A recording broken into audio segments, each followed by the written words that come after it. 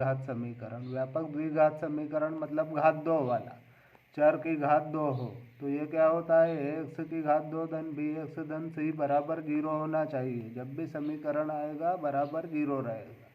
जहाँ पर ये बराबर नहीं होता है 0 के, इसमें चर की या बहुपद की अधिकतम घात 2 होती है, शून्यकों की अधिकतम संख्या या मूलों की संख्या 2 होती है, मूलों का योगफल ऋण बी बटे गुणनफल सी बटे होता है। और इस द्विघात समीकरण को हल करने का सूत्र, जिसे श्री धराचार्य जी का सूत्र कहते हैं, यह है एक्स बराबर ऋण बी धन ऋण कोष्टक के अंदर ये डी कहलाता है। डी मतलब बी वर्ग ऋण 4ac, जिसे विविक्त कर कहते हैं, और बटे में 2 है। ये विविक्त कर का सूत्र है जो करनी चिन्ह के अंदर लिखा गया है। तो ये श्री धराचार्य का सूत्र है जिससे द्विघात समीकरण को हल किया जा सकता है। इस द्विघात समीकरण के मूलों की अगर प्रकृति देखें तो ये विविक्त कर डी के द्वारा बताई जा सकती है।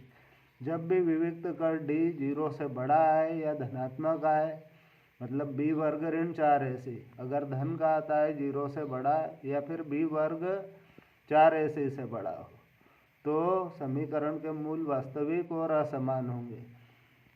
यदि विविक्त कर डी 0 के बराबर आ जाए या 4ac को इधर ले आए तो बी वर्ग बराबर 4ac हो, तो समीकरण के मूल वास्तविक और समान होंगे। यदि विविक्त कर डी 0 से छोटा आ जाए, मतलब ऋणात्मक आ जाए, या फिर बी वर्ग 4ac से छोटा हो, तो समीकरण के मूल वास्तविक नहीं होंगे, इस समय अवास्तविक होंगे और अलग अलग रहेंगे, असमान होंगे।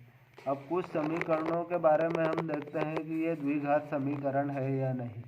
तो जैसे ये पहला समीकरण देखें, इसमें एक्स की घात 2 है, इधर घात 1 ही है, तो घात 2 हमेशा बनी हुई रहेगी, तो ये द्विघात समीकरण बना रहेगा। इधर एक्स की घात 2 है और इधर केवल घात 1 है, तो यह भी द्विघात समीकरण बना रहेगा। परंतु इस समीकरण को देखें कि एक्स में एक्स गुणा करेंगे तो एक्स की घात 2 आएगा। इस तरफ भी एक्स में एक्स का गुणा करने पर एक्स की घात 2 आएगा, जो कट जाएगा दोनों तरफ, तो एक्स की घात 2 बचेगा ही नहीं, इसलिए यह द्विघात समीकरण नहीं आएगा। इसमें देखें 2x में x गुणा करेंगे 2x की घात 2, और इस तरफ मिलेगा x की घात 2, अलग अलग मिल रहा है, इसलिए यह पूरी तरह कट नहीं पाएगा और x की घात 2 बना हुआ रहेगा, इसलिए यह द्विघात समीकरण हमेशा रहेगी।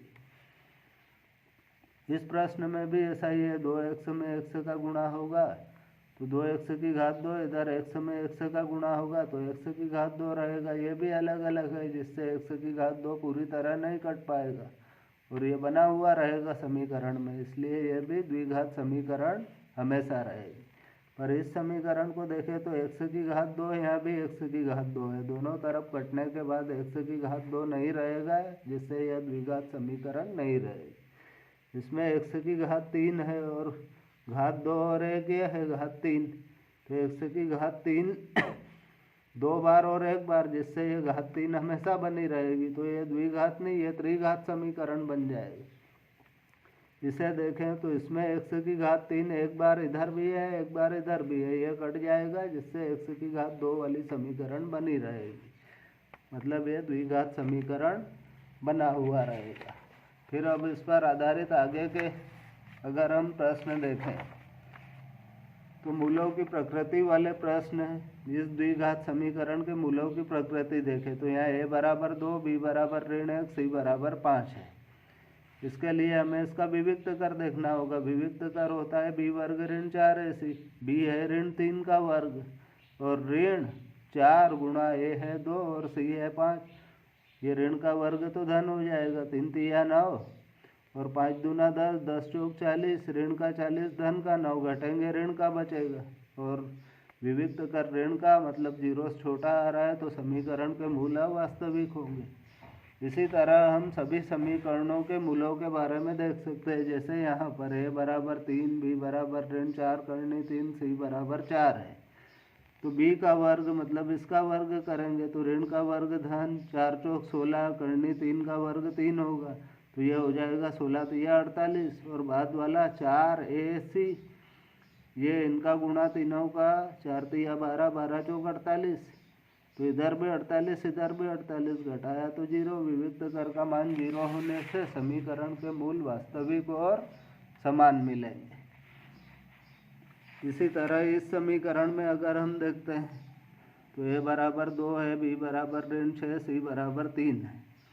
यहाँ पर ऋण b का वर्ग मतलब ऋण 6 का वर्ग ऋण 4 गुणा a है 2, c है 3, तो 6 का वर्ग हो गया 36 और ऋण ऋण हो गया 2 बार में धन, 8 या 24, 36 में 24 गए, धन की बड़ी है, धन का बचेगा 12, मतलब धनात्मक आ रहा है विविक्त कर। तो समीकरण के मूल वास्तविक और असमान या अलग अलग होंगे।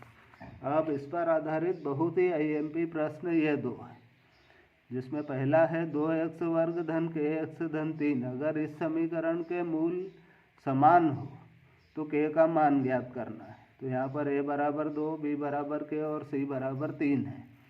अगर इसके मूल समान या बराबर होंगे तो उस समय विविक्त कर d का मान 0 होगा। d मतलब b वर्ग ऋण 4 ऐसे 0 होगा। ऋण 4 ऐसे को दूसरी तरफ लाए तो धन का हो गया।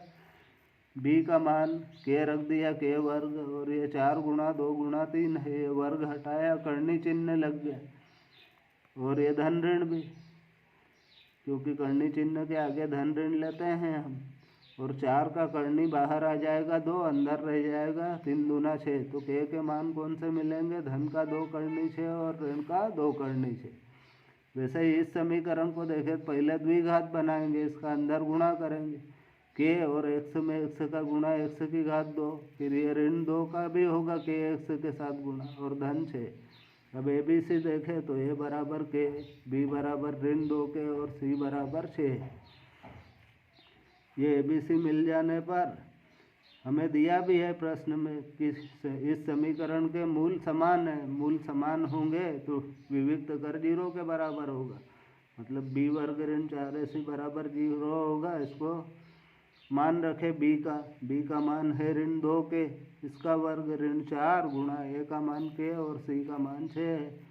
तो इस तरह से ये देखें तो ऋण का वर्ग धन, 2 का वर्ग 4 और k वर्ग है, और यहाँ पर 4 गुणा k गुणा 6 है। 4 और k कॉमन दिख रहा है हमें, 4 k कॉमन निकाल दिया। यहाँ से 4 k निकाल दिया तो 1 k बचेगा, यहाँ से 4 k निकाल दिया तो ऋण 6 बचेगा और बराबर 0। ये दो संख्याओं गुणा 0 के बराबर आ रहा है। पहले 4 k को 0 के बराबर रखा, फिर इसे 0 के बराबर रखे। हम 4 गुणा कर रहा है, 0 के साथ भाग करके पूरा 0 हो जाएगा, और यहाँ पर इसे 0 के बराबर रखेंगे k बराबर 6 प्राप्त होगा। पर यहाँ पर यह ध्यान रखना होगा कि k बराबर 0 प्राप्त होता है, तो इस उत्तर को हम छोड़ेंगे, क्योंकि k खुद किसके बराबर है? 1 है। k 1 के बराबर होने से और ये 0 होने से इस मान को छोड़ा जाएगा, क्योंकि द्विघात समीकरण में कभी भी ये 0 नहीं हो सकता है, ये संभव नहीं है। तो सभी विद्यार्थी इस अध्याय 4 को भी बहुत अच्छे से तैयार करें।